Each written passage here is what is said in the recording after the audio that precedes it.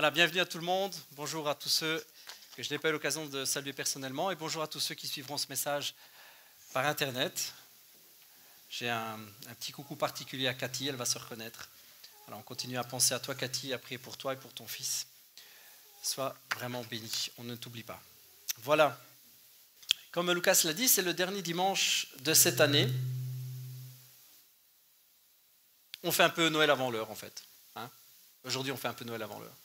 Moi j'aime bien Noël, je ne sais pas si vous aimez Noël, mais moi j'aime vraiment la fête de Noël.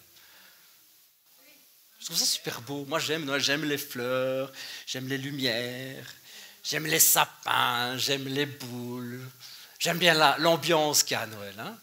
C'est chouette Noël. Et puis on a l'impression que les familles dégagent quelque chose de particulier à Noël. On a l'impression de retrouver l'esprit de famille qu'on perd bien souvent malheureusement tout au long de l'année.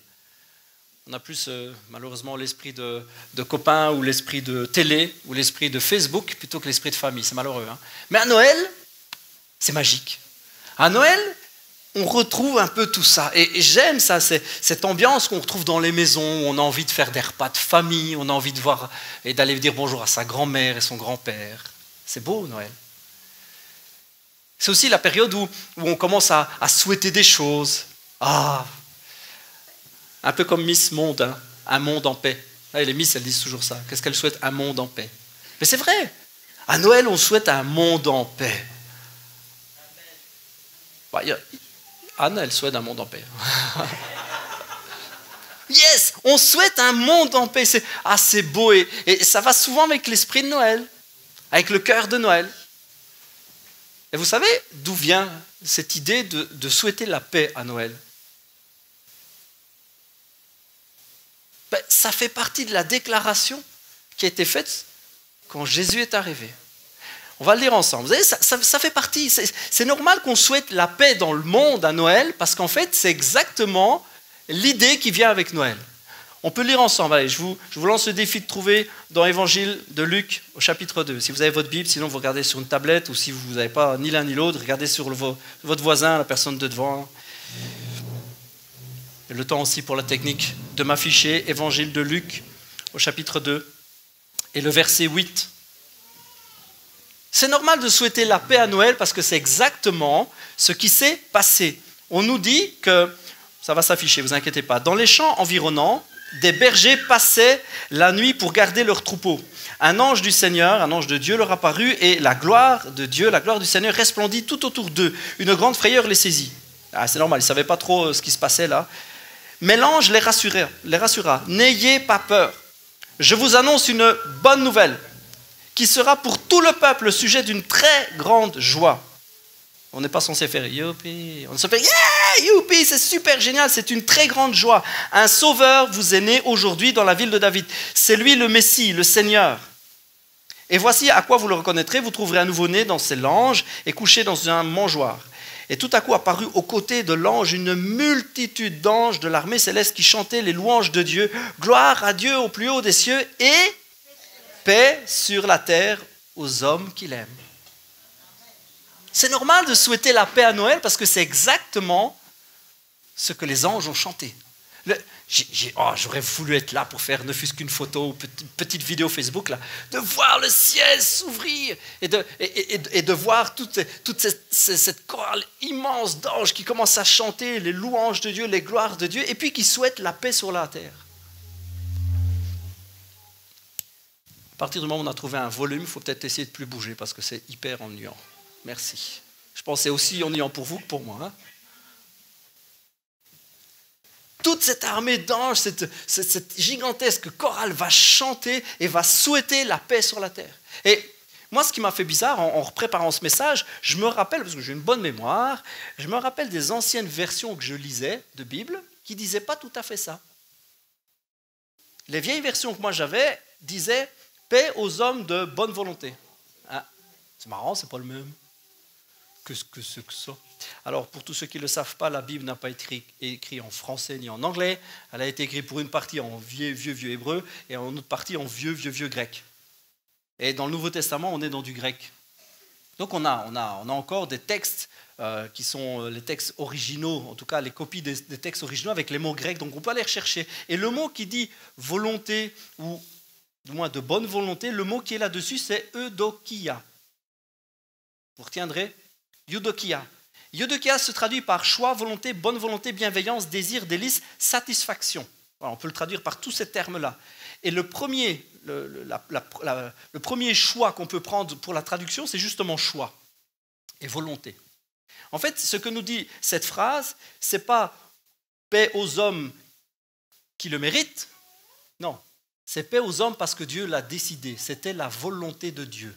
C'était la volonté de Dieu d'apporter la paix sur la terre. Donc c'est gloire au Dieu, gloire à Dieu au plus haut des cieux, je vous le refais en français courant, gloire à Dieu au plus haut des cieux, et paix sur la terre aux hommes selon sa volonté, selon son choix.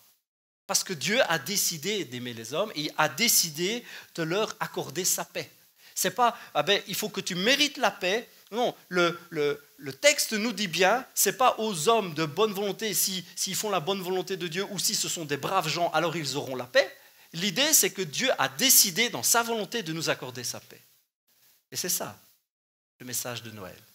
C'est que Dieu a décidé, c'est le choix de Dieu, et c'est tout à fait légitime, en ce jour ou dans les jours qui vont suivre, ou dans cette fin d'année, c'est tout à fait légitime, c'est normal de souhaiter la paix et le bonheur sur terre. C'est logique, on voudrait plus d'amour et c'est normal, on voudrait plus de fraternité, c'est normal, on voudrait plus de partage, un peu comme Solidaction et le réveillon solidaire qui va être fait, on voudrait plus partager, on voudrait plus d'entraide, c'est normal, et c'est normal parce que c'est selon le cœur de Dieu. C'est ce que Dieu veut, c'est ce que Dieu aime. Dieu aime le partage, Dieu aime la justice. On se comprend, hein, la justice, c'est pas qu'il aime bien être juge et juger tout le monde en disant j'applique ma justice. Il aime la justice, ce qui est droit, ce qui est bon, ce qui est juste. Et j'ai parfois, moi, et même malheureusement souvent entendu des croyants et dans des milieux chrétiens dire oui, mais moi ce que je veux, ce que je souhaite, c'est que Dieu exerce sa justice. Dans le sens, je voudrais que Dieu fasse ses jugements. J'ai entendu ça, vous savez. J'ai entendu souvent des croyants et des milieux chrétiens dire ce que je voudrais, c'est que Dieu montre un petit peu qu'il est Dieu, bon sang, hein, et qu'il affirme un petit peu et qu'il punisse un petit peu les méchants. Hein. Ce serait tellement cool.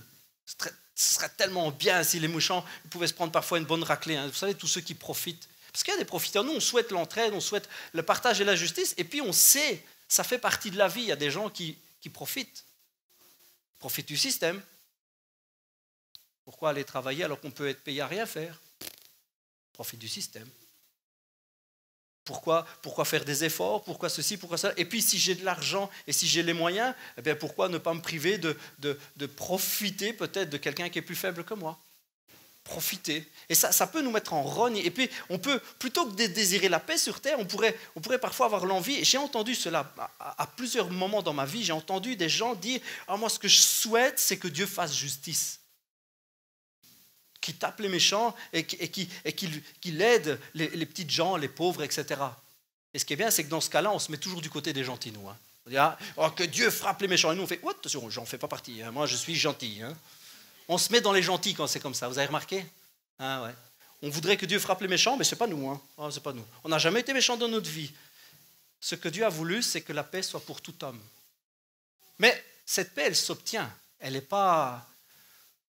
C'est une paix qui est accessible à tous, mais c'est une paix qui s'obtient. C'est une paix que Dieu a offerte.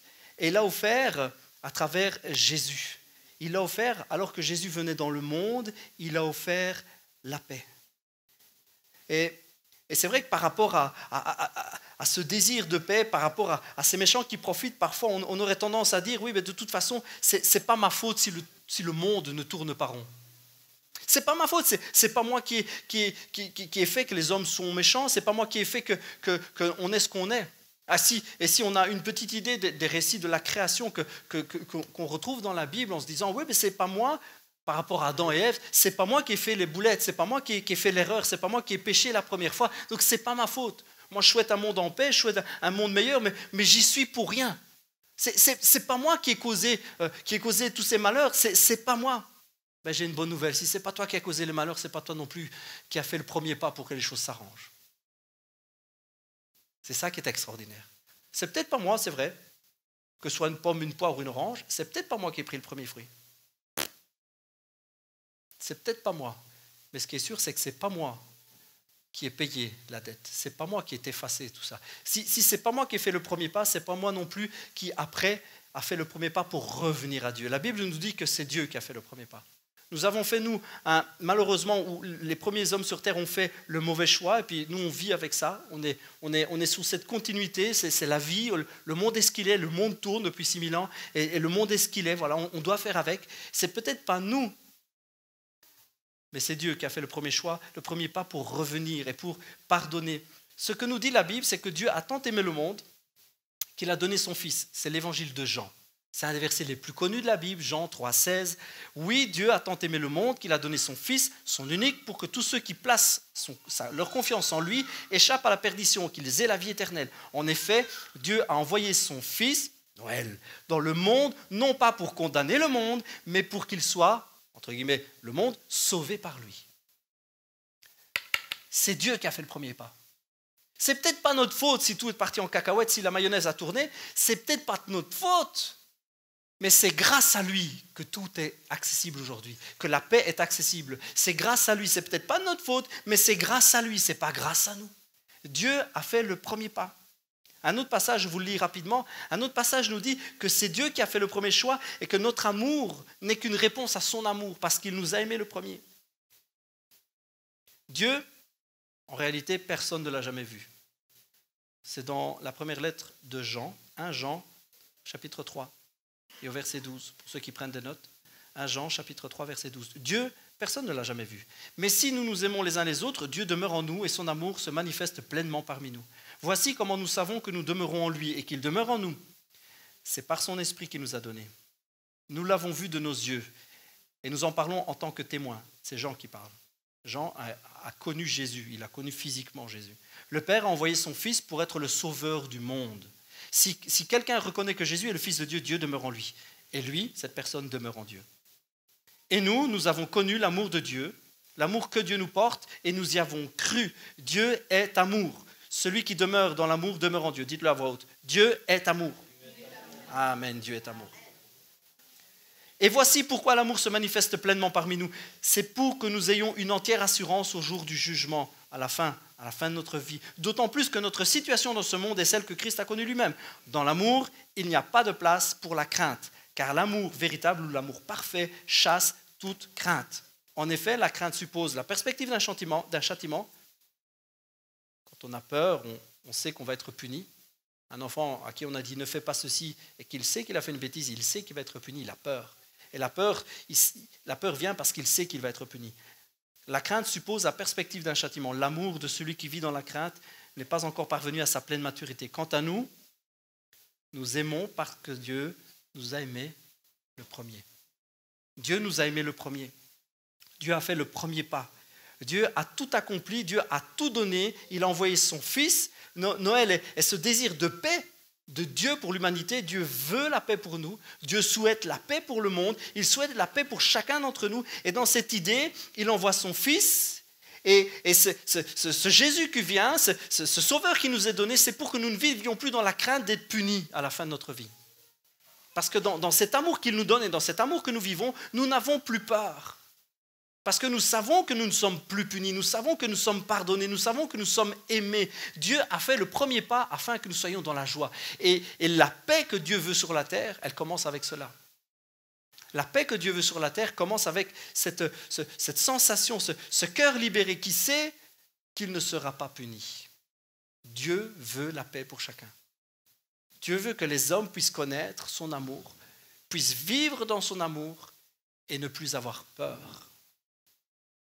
Parce que là où il y a la peur, il ne peut pas avoir la paix.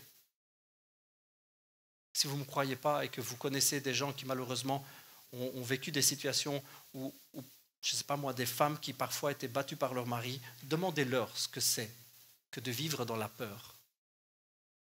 Demandez-leur.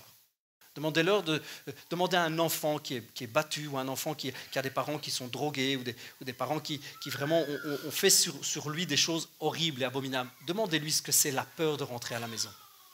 La peur de rentrer, de ne pas savoir ce qui va se passer. S'il va être roué de coups, s'il va être malmené, s'il va être insulté, traité de tout et de rien. Demandez-lui. Là où il y a la crainte, il ne peut pas avoir de paix. Il ne peut pas avoir de paix dans le cœur. Il ne peut pas avoir un esprit calme, un esprit, wow, la vie est belle, on est bien ici, on est bien à la maison, hein, qu'on est bien à la maison. Ce n'est pas possible quand il y a la peur. Et la première étape, celle que Dieu veut pour chacun de nous, veut que nous connaissions, c'est que nous vivions dans son amour. Que nous puissions connaître cet amour afin que la peur s'évanouisse et que la peur disparaisse. Ce n'est pas qu'on va vivre dans un monde bisounours, hein, et oh, tout est beau, tout est joli, tout est rose et violette, on va manger des sucettes. Non, ce n'est pas ça. Mais on sait qui on est et on sait qui il est. On sait qu'il nous aime et l'amour qu'il a pour nous, cet amour qui est palpable, on le sent sur soi, on le sent dans son cœur. Cet amour qui nous inonde fait que la peur s'envole. On sait que, et ça fait partie de la vie, il y a des hauts et des bas. Il ne faudrait pas dire que parce qu'on est croyant, parce qu'on est chrétien, on n'a jamais de soucis, ce n'est pas vrai. Mais on a une espérance. On a quelque chose qui nous tient, quelque chose qui nous tire et qui nous drive, comme ils disent les Anglais, quelque chose qui nous fait avancer. Son amour chaque jour, son amour sur nous, son amour à notre, son amour autour de nous, son amour en nous, fait qu'on, quand on se lève le matin, on est rayonnant de joie, on sait qu'il est là et on n'a pas peur d'affronter la journée. On n'a pas peur de se lever, d'aller de l'avant, on n'a pas peur d'affronter même les difficultés qu'on a dans la vie. On n'a pas peur parce qu'il est vivant et parce qu'il nous aime. La peur n'existe pas là où il y a l'amour de Dieu. Là où il y a l'amour de Dieu, Dieu a fait le premier pas. C'est le cadeau qu'il a fait à l'humanité en envoyant son Fils. Et les anges qui disent paix, paix sur terre, paix pour les hommes. Oui, c'est une paix qui est accessible pour nous. Mais c'est encore plus que ça, Noël. Noël, c'est vrai, c'est ce désir de paix et l'amour de Dieu qui peut faire qu'on n'a plus peur du jugement, même plus peur de la mort. Ça ne veut pas dire qu'on va se jeter du pont demain, hein, ça n'a rien à voir. On veut vivre pour bénir et pour aider les gens. Hein. On n'a jamais dit qu'il fallait se tuer, hein, jamais de la vie. Mais quand bien même demain on mourrait, on n'a pas peur parce qu'on sait où on va. Là où il y a l'amour de Dieu, il n'y a plus la peur. Mais Noël, c'est encore plus que ça. Pendant des siècles et pendant des centaines d'années, les hommes et les femmes ont connu Dieu comme un Dieu éloigné. Comme une divinité, quelqu'un qu'on révère, quelqu'un qu'on ne connaît absolument pas, qu'on n'a jamais vu, quelqu'un qu'on ne sent pas, qu'on ne peut pas voir, qu'on ne peut même pas spécialement entendre ou pas souvent, ou que certains privilégiés peuvent entendre. Mais Dieu a été connu pendant des centaines d'années par des hommes et des femmes, a été révéré par des hommes et des femmes comme un Dieu lointain, comme un Dieu inexistant sur terre, mais quelque part dans les nuages. Si un jour, avec une éclaircie, on pourra voir son visage, quelqu'un de loin, au-delà des galaxies, au fond de l'univers, quelqu'un de loin. Dieu n'a jamais été vu que comme cela. Mais à Noël, Dieu se fait proche. Dieu se fait proche. On a toujours connu Dieu comme créateur, éternel, de toute éternité, souverain, parfois malheureusement juge, condamnateur. C'est du moins comme ça que certains l'ont vécu, il ne l'est pas. Mais c'est comme ça que certains l'ont vécu, comme un Dieu éloigné. Mais à Noël, c'est extraordinaire. Voici ce que la Bible nous dit. Dieu a tant aimé le monde qu'il a donné son Fils. La Bible aurait pu dire Dieu a tant aimé le monde que Dieu a donné un sauveur. Dieu a tant aimé le monde qu'il a donné un ange puissant ou un prophète. Dieu a tant aimé le monde qu'il a donné une solution. Ce Dieu si éloigné se présente tout d'un coup à l'homme comme un papa. Dieu ne donne pas un sauveur, Dieu donne un fils. Et ça, c'est plus fort que tout le reste. Alors que les hommes et les femmes n'ont jamais connu qu'un Dieu éloigné, alors que ce petit enfant naît, alors que Noël, le premier Noël qu'on connaît, que ce soit en mars ou que ce soit le 25, on sait bien qu'il n'est pas né le 25, on s'en moque en fait. Hein. Mais ce premier Noël, là, cette première fois où Dieu visite la terre de cette manière-là, il ne se présente plus comme un Dieu éloigné, il se présente alors comme un papa. C'est extraordinaire. Ce n'est plus un Dieu inaccessible, ce n'est plus un Dieu qu'on ne peut plus toucher ou qu'on ne peut plus voir, à qui on ne peut plus parler. C'est un Père. C'est le Père de notre Sauveur. Mais c'est plus que cela. Ce n'est pas le Père de Jésus. La Bible nous dit que Jésus s'est fait notre frère. Dieu ne se présente pas comme le Père de Jésus seulement. Il se présente comme notre papa personnellement. J'aime par-dessus tout la fête de Noël pour cela. C'est plus un Dieu éloigné, c'est plus un Dieu inaccessible. C'est un papa. C'est un papa qui vient me rencontrer, qui vient me voir, qui vient me toucher et qui vient me dire « Je t'aime, tu es mon fils ». Et alors qu'on peut souhaiter la paix sur terre, alors que vivre dans son amour peut nous faire ne plus avoir peur, alors qu'on décide et qu'on veut cette paix, alors qu'on réalise que Dieu est notre Père, alors qu'on réalise qu'on est son fils, on trouve une identité en lui. On découvre et on trouve qui on est, qui nous sommes. Il n'y a pas plus beau cadeau que de découvrir qui vous êtes. Qui vous êtes pour Dieu, la valeur que vous avez pour lui. À Noël, c'est pas seulement un sauveur que Dieu donne. Il nous donne une identité. En disant « je donne mon fils », il dit « je suis un père ». Et en disant « c'est ton frère », il dit « je suis ton père ». Et en disant « je suis ton père », il te dit « tu es mon fils ». Et en te disant « tu es mon fils », il te dit qui tu es. Tu n'es plus étranger, tu n'es plus vagabond. Tu peux recevoir sa paix, tu n'as plus peur, mais tu sais désormais même qui tu es. Tu es le Fils de Dieu. Ce qui était triste et ce qui était malheureux au départ, Jésus est apparu pour détruire. Pour détruire ce qui était malheureux, ce qui était triste. Jésus est apparu pour nous rendre notre identité.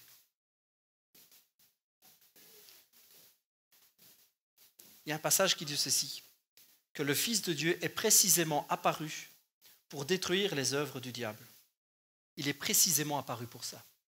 Tout ce qui peut nous faire peur, tout ce qui peut nous emprisonner, tout ce qui peut faire de nous des personnes qui sont angoissées, Jésus est apparu précisément pour détruire cela, pour que nous ayons vraiment la paix. C'est extraordinaire, Noël. C'est vraiment extraordinaire. Jésus est apparu pour que ces œuvres-là soient détruites. Ce qui fait de nous des gens parfois malheureux, les angoisses, les maladies que nous pouvons connaître. La Bible nous dit que Jésus est apparu pour détruire cela. Et si Jésus a le pouvoir de détruire cela, si Jésus a le pouvoir, parce qu'il est Fils de Dieu, de prendre autorité sur les angoisses, sur les choses tristes et sur les choses qui font de ce monde, bien que souvent la vie est dure, etc., les maladies, si Jésus a le pouvoir de prendre autorité et que nous sommes son frère, les uns et les autres, nous sommes son frère. Et nous sommes fils de Dieu. Nous avons découvert, nous savons qui nous sommes. Notre identité est en Jésus. Nous savons qui nous sommes. Ce cadeau de Noël fait de nous des fils et des filles de Dieu. Et si Jésus est apparu pour détruire, ça veut dire que nous avons la même autorité pour détruire les œuvres du diable. Pour détruire ce qui fait de ce monde, eh bien, si je peux me permettre, pour certains, un véritable enfer. Moi, je le souhaite pour Noël. Pour ce Noël, pour cette année, c'est ce que je souhaite. Je souhaite vraiment la paix. Je souhaite vraiment du fond de mon cœur la paix. Mais je sais que cette paix, elle est en Jésus. Je sais que cette paix, elle est apparue parce que Jésus s'est présenté comme mon papa. Parce qu'il m'aime, parce que je vis dans son amour, mais parce que je suis fils de Dieu. Et parce que je suis fils de Dieu, je sais quelle autorité j'ai en lui. Parce que Jésus est apparu pour détruire les œuvres du diable, parce qu'il a l'autorité, je sais qu'en Jésus, puisque je suis son frère, j'ai aussi cette même autorité. Je ne l'invente pas, vous savez. L'évangile de Jean nous dit, l'évangile de Jean, le tout premier chapitre de l'évangile de Jean nous dit ceci, au verset 11. Il est venu chez lui, c'est Jésus, la lumière. Il est venu chez lui, c'est-à-dire dans sa patrie. Les siens ne l'ont pas accueilli. Certains, pourtant, l'ont accueilli et ils ont cru en lui. À tout cela, il a accordé le privilège de devenir enfant de Dieu. Yes! Il a donné, il a offert, il a accordé le privilège de devenir enfant de Dieu. Ce n'est pas une naissance naturelle, merci papa, merci maman, ni sous l'impulsion d'un désir ou encore moins de la volonté d'un homme. Et c'est pas bébé éprouvette, tout ce que vous voulez. Ils sont devenus enfants de Dieu par quoi? Parce que Dieu les a fait naître comme cela. C'est de la volonté de Dieu qu'ils sont nés.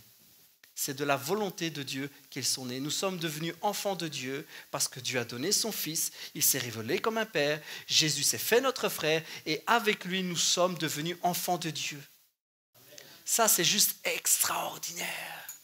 Et tout ce que Jésus a fait, tout ce qu'il a fait pour que cette paix vienne sur terre, tout ce qu'il a fait pour que cette paix règne dans les familles, tout ce qu'il a fait pour que la paix règne dans nos corps, qui sont parfois bien malades, tout ce qu'il a fait en amour pour nous, tout ce qu'il a fait alors qu'il était ici-bas, tout ce qu'il a fait nous est accessible parce que nous sommes devenus enfants de Dieu.